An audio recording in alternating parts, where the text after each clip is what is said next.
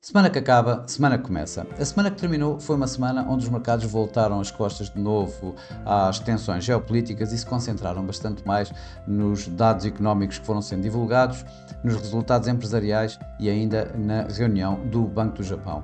De facto, os conflitos armados, tanto no Médio Oriente como na Ucrânia, passaram para segundo plano no que toca aos mercados financeiros, que também não puderam contar com as intervenções que ultimamente têm sido hábito por parte dos responsáveis da Reserva Federal, na medida em que estes estão em período de silêncio antes da reunião que vamos ter já nesta semana que vai entrar, e ficámos apenas com os membros do Banco Central Europeu, que continuam a apontar para um primeiro corte de taxas de juros já na reunião de junho, mas que, por outro lado, mostram alguma insatisfação na divergência, em demasiada divergência com a Reserva Federal, na medida em que, aparentemente, a Reserva Federal poderá ficar com taxas elevadas até ao final do ano, enquanto o mercado começa a descontar já muitos cortes de taxa de juros do Banco Central Europeu a partir da reunião de junho. Isto cria alguma insatisfação, pelo menos na parte mais hawkish do Banco Central Europeu, que começa a dizer que o Banco Central Europeu não poderá divergir assim tanto, com riscos de haver alguma transmissão de inflação, nomeadamente via euro-dólar, dos Estados Unidos para a Europa. Mas os mercados, como eu disse, estavam esta semana bastante atentos ao que se ia passando nos diversos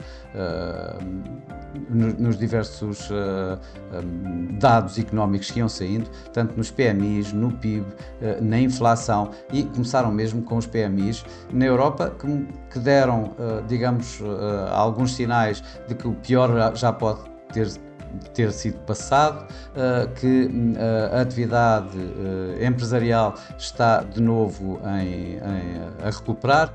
Pelo menos foi a indicação que os PMIs na Europa, tanto do setor de serviços como do setor manufatureiro, deram. O mesmo já não podemos dizer dos Estados Unidos, em que aqui os PMIs recuaram quando os mercados estimavam alguma continuidade dos ganhos que tinham mostrado ultimamente. Eles recuaram um pouco com o PMI manufatureiro a ir mesmo para território de contração.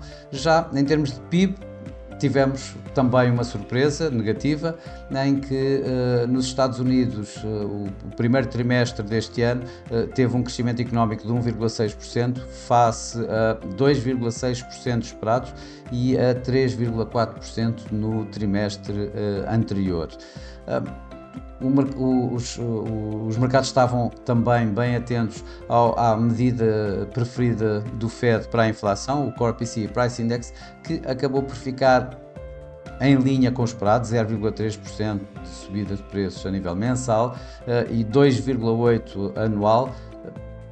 O mercado esperava um pouquinho melhor, ou seja, uma queda para os 2,7%, mas ainda assim foi bem melhor do que se temeu quando saíram os números do PIB, que apontavam que o Core PCE Price Index pudesse realmente acelerar mais, mas de facto acabou por ficar em 0,3% no mês, tendo em consideração os números revistos de janeiro e de fevereiro. O Banco do Japão manteve inalterada a sua política monetária.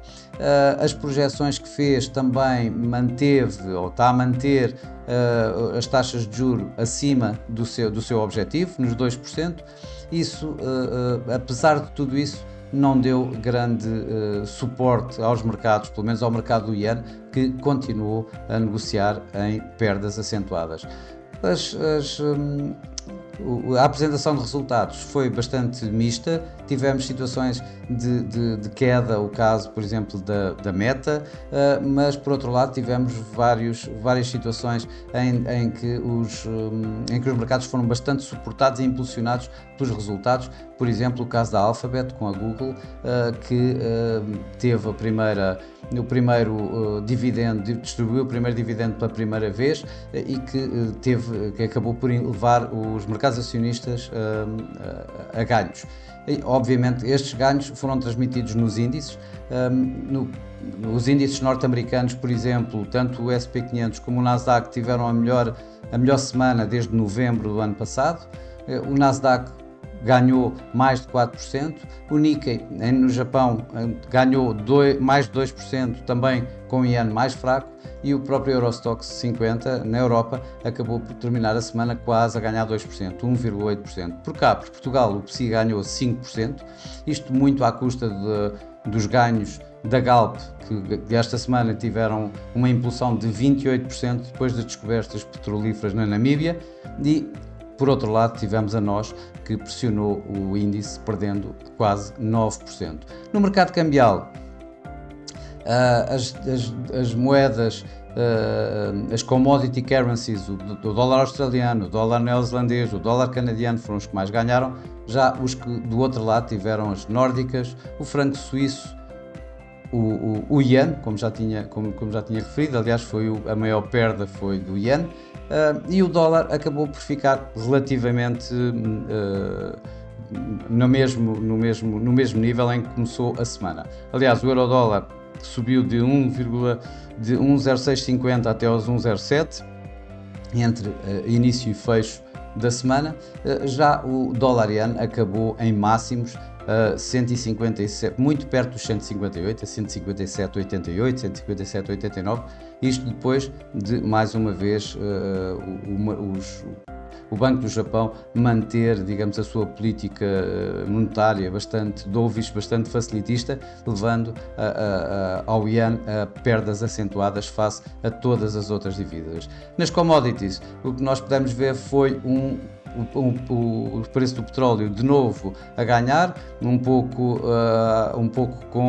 suportado por fortes quebras nos inventários norte-americanos, e o ouro acabou por ter, digamos aqui assim, talvez alguma mais-valia durante esta semana, perdendo durante esta semana cerca de 2,7%.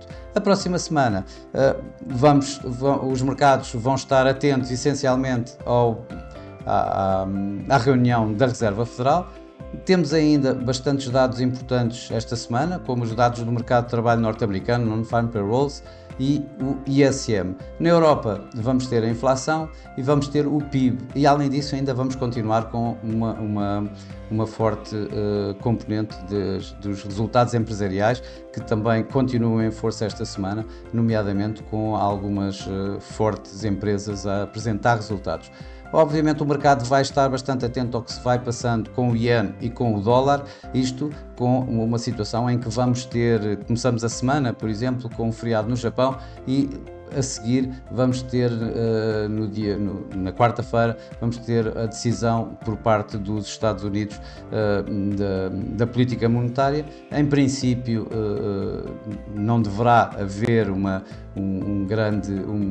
não deverão sair muito daquilo que é esperado, ou seja, da manutenção da atual política monetária, mas ainda assim poderão acelerar nas expectativas de menos cortes de taxa de juros ainda, o que vai levar a um aumento das treasuries norte-americanas, o que poderá levar de novo a mais pressões sobre o iene, e com o mercado a estar atento a qualquer possibilidade de uma intervenção por parte do Banco do Japão no iene. Nos dados económicos, vamos ter a inflação e o PIB desta vez na Europa. A inflação na Europa é esperada manter-se nos 2,4% e nos 2,8% na subjacente, caindo de 2,9%, enquanto relativamente ao PIB do primeiro trimestre deste ano é esperado que mostra um crescimento económico na Europa de 0,2%.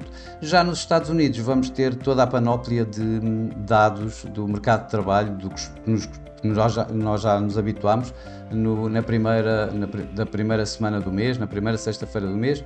Vamos ter os Non-Farm Payrolls, que depois do número fantástico do mês passado, 303 mil novos postos de trabalho, o mercado está agora à espera que caia para cerca de 210 mil novos postos de trabalho. Também as vagas de emprego é suposto baixarem ligeiramente, e vamos estar bastante atentos ao ISM depois dos números que já foram vistos, tanto do PMI, dos PMIs aqui assim durante esta semana, que mostraram algum recuo no tecido empresarial. Vamos ver a atividade empresarial medida pelo ISM, se nos mostra um aquecimento ou se, por outro lado, vai na linha do que nos mostraram os PMIs durante esta semana. Por outro lado, em termos de dados de resultados empresariais, vamos ter mais algumas empresas de peso, como por exemplo a Apple, a Amazon, a Coca-Cola e a McDonald's. Poderão dar aqui assim uma vez mais, tal como nesta semana deram outras empresas, como vimos, que foi o caso, por exemplo, da Alphabet ou da Tesla, que deram aqui assim algum suporte e algum impulso aos mercados acionistas, que continuam a negociar em forte tendência altista. Bom, e para já é tudo. Desejo a todos uma boa semana, bons negócios, e para a semana cá estarei com mais um Semana que Acaba, Semana que Começa. Até lá!